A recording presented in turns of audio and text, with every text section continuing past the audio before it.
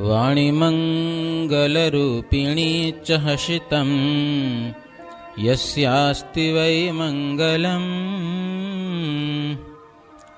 નેત્રે મંગલદે ચ દુર્વિલસિતં નૃણાં પરમ મંગલમ વક્ત્રમ મંગલકૃચ્ચ પાદચલિતં યસ્યાખિલં મંગલં સોયં મંગલમૂર્તિરાશુ જગતો નિત્યં ક્રિયાન મંગલમ નિત્યં ક્રિયાન મંગલમ.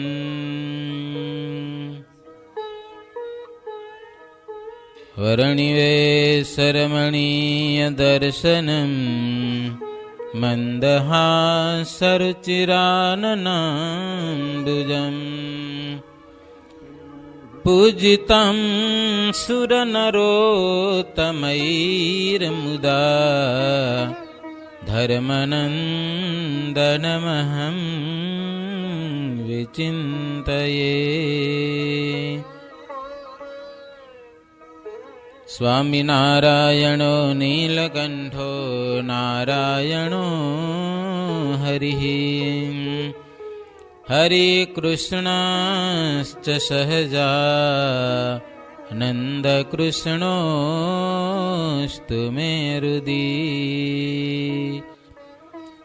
ઓમ શ્રી હરિકૃષ્ણાય નમો નમઃ. ઓમ શ્રી ઘનશ્યામાય નમો નમઃ. ઓમ શ્રી સ્વામિનારાયણાય નમો નમઃ. ઓમ શ્રી નરનારાયણ દેવાય નમો નમઃ. ઓમ શ્રીમદ્ભાગવત પરમહંસેભ્યો નમો નમઃ. સહજાનંદ સ્વામી મહારાજની જય. જય સ્વામિનારાયણ. તો એક દિવસ શ્રીજી મહારાજ નાહી ધોઈ ઉતારે આવ્યા, દેવાર્ચન એટલે પૂજન કરી અને પાછા સભાસ્થાને આવી અને નિષ્કુળાનંદ સ્વામીએ બનાવેલો સુંદર ઊંચો મંચ, એના ઉપર શ્રીજી મહારાજ બિરાજમાન થયા છે. સંતો બધા આવ્યા છે, કીર્તન બોલવા લાગ્યા. પછી રસોઈ તૈયાર થઈ, જમવાનો સમય થયો એટલે મહારાજ પાછા વાજતે ગાજતે મંદિરમાં આવ્યા છે. જયાનંદ વર્ણીએ રસોઈ બનાવી હતી, શ્રીજી મહારાજ જમ્યા. અને બીજા કેટલાક ભાવિક ભક્તજનો શ્રીજી મહારાજને માટે બરફી અને પેંડા અને પતાસા અને આ બધું લાવતા હતા. તો ભાવ પ્રમાણે થોડું થોડું મહારાજ ઈ પણ જમતા. તે દિવસે શંભુદાસ, કુબેરદાસ, લાલદાસ, કેવડદાસ અને રણછોડ વગેરે વગેરે કણબી ભક્તોની રસોઈ હતી. મોતિયા જલેબી શ્રીહરિ જમ્યા પછી સંતોની પંક્તિ થઈ. હરિભક્તોએ મહારાજની પૂજા કરી. પછી સંતોને શ્રીહરિ પીરસીને જમાડ્યા. પછી શ્રીજી મહારાજ જ્યાં મંદિર હતું ને ત્યાં કને પ્રભુ પધાર્યા છે. ત્યાં સરસ મજાનો મંડપ. કયો મંડપ? યજ્ઞ મંડપ. ત્યાં વેદિયા બ્રાહ્મણો બેસીને સરસ મજાના વૈદિક મંત્રોનો ઉચ્ચાર કરતા હતા. ચાલુ હતું હવન, હોમ હવન. મુખ્ય બ્રાહ્મણ કોણ હતા? કોને ખબર હે? અમદાવાદમાં પણ મુખ્ય બ્રાહ્મણ કોણ હતા? ગામ ઉમરેઠના ખેડાવાડ વિપ્ર હરિભાઈ હતા. લગભગ શુક્લ હતા, શુક્લ. હરિશંકર. શ્રીજી મહારાજ એકવાર ઉમરેઠ પધારેલા. ઉમરેઠમાં ઘણા બધા હરિભક્તો હતા. મહારાજને આવીને માને પૂજે, પણ ભણેલા બ્રાહ્મણો એ કે અમે તમને ભગવાન નો માનીએ. લ્યો મહારાજ કે તમને શું તકલીફ એવી કે? તો કે સામાન્ય બધા માણસો એમને માની લે એમ અમે તમને થોડા ભગવાન માનીએ. તમને અમે ભગવાન તો માનીએ કે કાંઈક ચમત્કાર બતાવો તો. મહારાજ કેવો તમને ચમત્કાર શું જોઈએ કે? લ્યો કયો એવો ચમત્કાર બતાવી? અહીંયા તો અમારી પાસે ખુલ્લા દોર છે, જેવો જોઈએ એવો ચમત્કાર મળે અહીંયા તો. સમજા કે નહીં? તમે બોલો, પસંદગી તમારી. બ્રાહ્મણો કે સ્વામિનારાયણ આગળમાં શંકરાચાર્ય થઈ ગયા, એ પાડા પાસે વેદ બોલાવ્યા હતા, પાડા ને મોઢે વેદ બોલાવ્યા હતા. તો તમે એવું કંઈક કરો તો તમને ભગવાન માનીએ. મહારાજ કે તમે કોણ છો? તો બ્રાહ્મણો છીએ. ભણેલા છો? વેદ ભણ્યા છો? તો કે હા. વેદને ઓળખો છો? વેદનો મહિમા જાણો છો? તમે પંડિતો છો, વિદ્વાનો છો? મહારાજ કે પાડાને મોઢે વેદ શોભે? પેલું પશુ મેં પાડો, પાડો એ તો પાડો. એક વચનામૃતમાં મહારાજે પાડાનું નામ લખ્યું, ખબર? પાડા જેવા ખાર રાખે એનું કલ્યાણ થાય કે ન થાય? સાધુ કહેવાય કે ન કહેવાય? તો વચનામૃતનું નામ પડી ગયું પાડા ખાર વાળું વચનામૃત. લે હે કયું વચનામૃત? પાડા ખારનું. મહારાજ કે પાડાને મોઢે પવિત્ર વેદ છે, એ પાડાને મોઢે શોભે નહીં. અને મહારાજ કે આ તો એક લોકોની ઉક્તિ થઈ રહી છે, બાકી શંકરાચાર્ય છે એ કઈ પાડાને મોઢે વેદ નથી બોલાવ્યા. કોઈક માણસ એવો છે કે આ તો પાડા જેવો છે, હાવ એવા માણસ પાસે વેદ બોલાવ્યા હોય. તો તમે એવો માણસ જો લઈ આવો તો વેદ બોલાવીએ. બાકી અમે વેદની એવી હલકી કિંમત કરતા નથી કે પાડા પાસે બોલાવીએ. બોલાવીએ તો બોલે ઈએ, ભગવાન તો એ બોલાવી શકે ને. હવે તો પથ્થરે બોલે, પાડો કેમ ન બોલે? બાકી માણસ. પછી બ્રાહ્મણો ઉમરેઠ શહેરમાંથી એક ગાંડો ઘેલો બ્રાહ્મણનો છોકરો, હાવ અક્કલ વગરનો મૂર્ખનો સરદાર એવો છોકરો, ફાટેલા તૂટેલા કપડાં એવા છોકરાને લઈ આવ્યા. મહારાજ પૂછ્યું કોણ? તો કે બ્રાહ્મણ. નામ શું? તો કે હરિશંકર. હરિશંકર નામ હતું. કેનો છોકરો? તો કે મારા બાપનો. બીજું શું ખબર પડે એને? કાંઈ બોલતા કાંઈ આવડે નહીં. મહારાજ કે વેદ બોલીશ? તો કે તમે કહો તો બોલું. કે લે ભણ્યો નતો. અને પછી વ્યવસ્થિત જગ્યાએ બેસાડ્યો મહારાજ એને, સારા આસન ઉપર. બોલ. અને પછી એ હરિશંકરજી વેદના મંત્રોનો ઉચ્ચાર કરેલા છે, સરસ સ્પષ્ટ શુદ્ધ ઉચ્ચારમાં વેદ બોલ્યો. તો એ બ્રાહ્મણો બધા છક્ક થઈ ગયા કે અમે આટલું બધું વર્ષો સુધી ભણ્યા પછી અમને જે વેદ મંત્ર બોલતા નથી આવડતા, યજુર્વેદ, પછી ઋગ્વેદ, યજુર્વેદ, સામવેદ, આ બધા ચારે ચાર વેદના મંત્રના શુદ્ધ ઉચ્ચાર આ બ્રાહ્મણનો છોકરો હરિશંકર બોલ્યો. તઈ બ્રાહ્મણો નમી પડ્યા. હો તો તમે ભગવાન છો કે? એ બધા ઉમરેઠના બ્રાહ્મણો અને મહારાજને નમ્યા. પછી તો આજે પણ ઉમરેઠમાં બ્રાહ્મણોનો સત્સંગ સારો, બધા પાકા એકાંતિક હરિભગત બધા બ્રાહ્મણો ઉમરેઠના. પછી ખાલી ઈ વેદ બોલ્યો એટલું નહીં, પણ મહારાજે એની બુદ્ધિની ડિગ્રી હરખી કરી દીધી. તમામ વિદ્વાનો કરતા આગળ થઈ ગયો. અને અહીંયા લખ્યું હે વડતાલ મેં મહારાજ એને રાખ્યા હતા. અને અહીંયા જો હરિભાઈ ઉમરેઠના ખેડાવાડ હરિશંકર બ્રાહ્મણ નન્નાણ દેવની પ્રતિષ્ઠા વખતે પણ તમામ બ્રાહ્મણોના ઉપરી તરીકે રાખ્યા છે. જેની પાસે મહારાજે હાવ ગાંડા છોકરા પાસે વેદ બોલાવ્યો તો ડાયો બનાવી દીધો, ઈ નહીં હરિશંકર. આજે બીજા બ્રાહ્મણોનું નામ કેટલાક લખે. શ્રીનગરના નાગર હિંમતરામ, નરભેરામ શાસ્ત્રી, રણછોડ શાસ્ત્રી, નારાયણ, મહાદેવ, ગૌરીશંકર વગેરે વેદ્યા બ્રાહ્મણ બધા હતા. હળવદના શિવાજાની, શંભુ શુક્લ, પ્રાગજી વગેરે ત્યાંના હતા. અને શોભારામ વગેરે શાસ્ત્રીઓ ઘણા બધા હતા. શિવરામ ભટ્ટ, ગોવિંદરામ વિગેરે વિગેરે 108 બ્રાહ્મણો એ યજ્ઞકુંડમાં સ્પષ્ટપણે વેદ મંત્રોનું ઉચ્ચારણ કરતા હતા. મહારાજ યજ્ઞ મંડપમાં પધાર્યા અને બધા બ્રાહ્મણોની મહારાજ પૂજા કરી. બધાને આમ બધા બ્રાહ્મણોની પૂજા કરી અને એક એક હાર પહેરાવ્યો કે તમે વેદ મંત્ર બોલો છો. અને પછી કેટલાક મંત્રો અગ્નિ પ્રગટાવ્યા પહેલા બોલવાના હોય છે. અને પછી બધા બ્રાહ્મણો વેદ મંત્ર બોલીને કુંડમાં અગ્નિ પ્રગટાવ્યો. અને દેવની મૂર્તિઓ બધી મંડપમાં આવીને બિરાજે. અલગ અલગ દેવોને જે બિરાજમાન કરવાના હોય એ બધું વ્યવસ્થિત કર્યું. કેટલાક બ્રહ્મચારીઓ સેવામાં પણ હતા. શ્રીજી મહારાજ કાંકરિયામાં આવી અને સંત હરિભગતની સભા થઈ તો સભામાં દર્શન દીધા, કથા વાર્તા બધી થઈ. સંધ્યાનો સમય હતો એટલે નિયમ તો કરવા જોઈએ ને આજના. પછી સભા પૂરી થયા પછી આરતી થઈ, ધૂન થઈ. સંતો કેટલાક સ્તુતિમાં સંસ્કૃતના શ્લોકો બોલ્યા. સંસ્કૃતના શ્લોકો બોલ્યા. જીવો ખાચર કે મહારાજ આ સંસ્કૃત બોલે એમ અમને કાંઈ ખબર ન પડે કે સંતો પેલા સંસ્કૃતના સ્તોત્ર ને બધું બોલ્યા, પણ અમને એમાં કાંઈ ખબર પડે નહીં તો સ્વાદ કેમ આવે કે લ્યો અર્થ કરો તો ખબર પડે કાંઈક.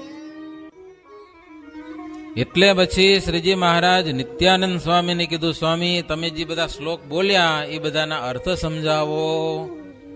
એટલે નિત્યાનંદ સ્વામી મહારાજની આજ્ઞાથી સભામાં એ શ્લોકના અર્થ પણ બધાને સમજાવ્યા.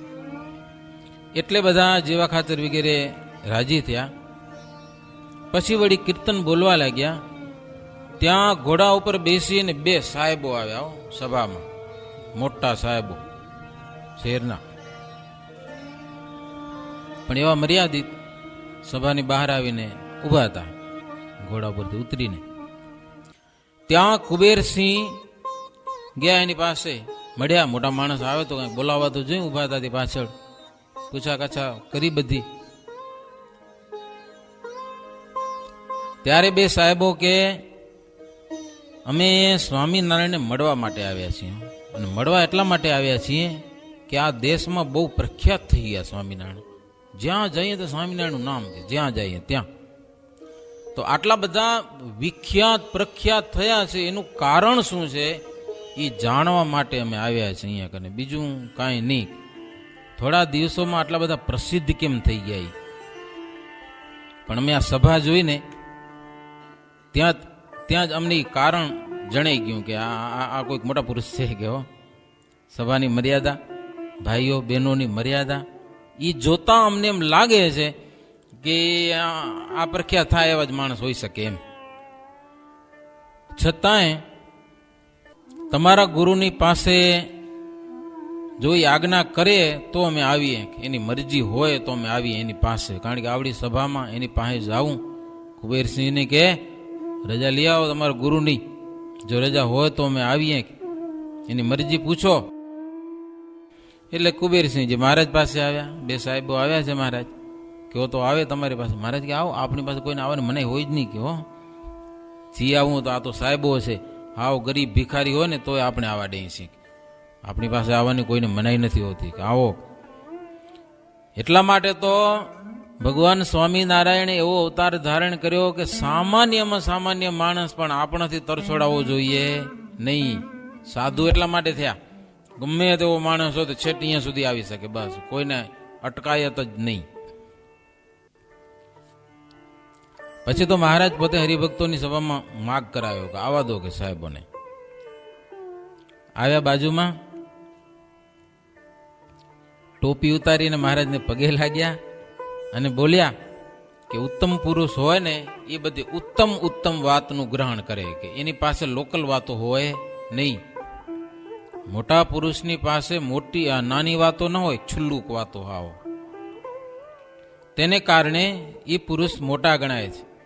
મહારાજને કે પ્રભુ તમે સ્ત્રી પુરુષની સભા જુદી પાડી એ એક ઉત્તમ રીતનો પ્રચાર કરેલો છે. આ બને નહીં. ભાઈઓ ભાઈઓની એમ વ્યવસ્થિત એમ કેટલી સુંદર અલગ મર્યાદા. આ તમારો પ્રચાર જ એવો શ્રેષ્ઠ છે જેને કરીને તમે આટલા બધા દેશમાં જલ્દીથી પ્રખ્યાત થયેલા છો. त्याग किए संसार के जिनहि वर्णि सन्यासी साधु इनहि परमहंस कहावत ताकू अष्ट प्रकार त्रिया के वाकूं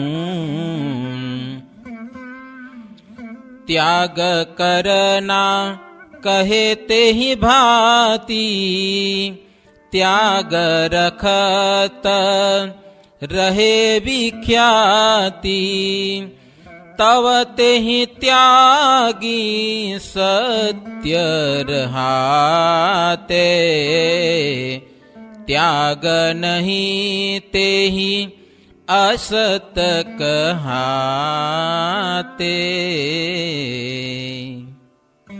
આવી રીતે આખો ગ્રંથ ચોપાઈમાં છે. દોહા ચોપાઈમાં ગ્રંથ. ઓલા સાહેબો મહારાજને કે મહારાજ,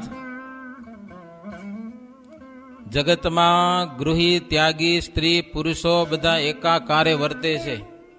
આ ચોપાઈનો અર્થ. કોઈને કાંઈ પડી નથી, પણ તમારા સંતો સાચા ત્યાગી છે. અમે જોયું આખા દેશમાં ફરીને ઘણા બધા ત્યાગીને જોયા. એ સંન્યાસીઓને પરમહંસોને જાત જાતના હોય છે, પણ તમારા જેવા સાધુ જેવા સાચા સાધુ અમે ક્યાંય જોયા નહીં. પ્રભુ, તમારા સંતો તો પાષાણની સ્ત્રીને પણ અડતા નથી. અષ્ટ પ્રકારે સ્ત્રીનો ત્યાગ રાખે છે. અને તમારે આશ્રિત ગ્રહસ્થો પણ ઘટે તેમ બધા નિયમમાં રહે છે. નિયમ બારા કોઈ નથી. ત્યારે શ્રીજી મહારાજ કીધું કે અમારા આશ્રિત જે ત્યાગી ગ્રહી છે ને, જ્યાં સુધી અમારી આજ્ઞામાં ધર્મમાં વર્તે ત્યાં સુધી અમે એને અમારા માનીએ. પછી ધર્મ છોડી દે પછી અમે એને અમારા માનતા નથી. પડ્યા ભલે હોય, પણ અમે અમારા કવરમાં નથી આવતા. પછી એમને અમારા કવરેજમાં ના આવે. પછી પોતે ભલે ભલે માને અમે સત્સંગી છે, એમને દારૂડિયા હોય એ માને સત્સંગી, પેલા એ માને અમે સત્સંગી છીએ એમ. પણ મહારાજ પોતાના કવરમાંથી કાઢી નાખે. પછી નિયમ ધર્મ કાંઈ ન હોય, કોઈ જાતની કાંઈ મર્યાદા નહીં, વર્તનના કાંઈ ઠેકાણા નહીં. પોતે ભલે માને અમે સ્વામિનારાયણ સત્સંગી છે, પણ મહારાજ કે અમે એને અમારે નથી માનતા. કે બસ પછી એનું શું થાય ભગવાન જાણે. સ્વામિનારાયણ રહે જેહા इष्ट हमारे रहाए तेहा इष्ट देव मानत रहे ताकूं कारण के कारण रहवाकूं. મહારાજ કે સ્વામિનારાયણને ઈષ્ટદેવ અને કારણના કારણ માનીને પોતપોતાના ધર્મમાં રહીને જે ભક્તિ કરે છે તે જ અમારા છે, બાકી અમારા કોઈ નથી.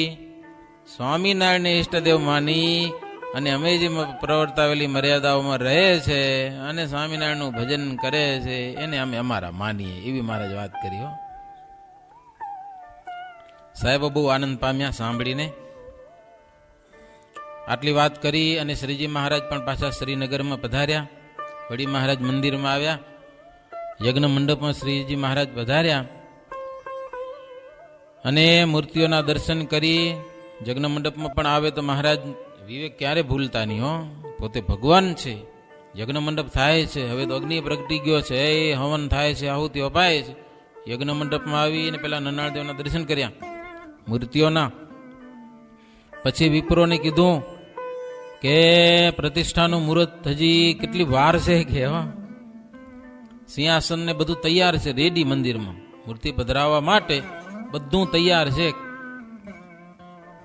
બ્રાહ્મણો કે મહારાજ એક પહોર પછી મુહૂર્ત છે આ મૂર્તિઓ પધરાવાનું, એક પહોર. મહારાજ કે કાંઈ વાંધો નહીં. કે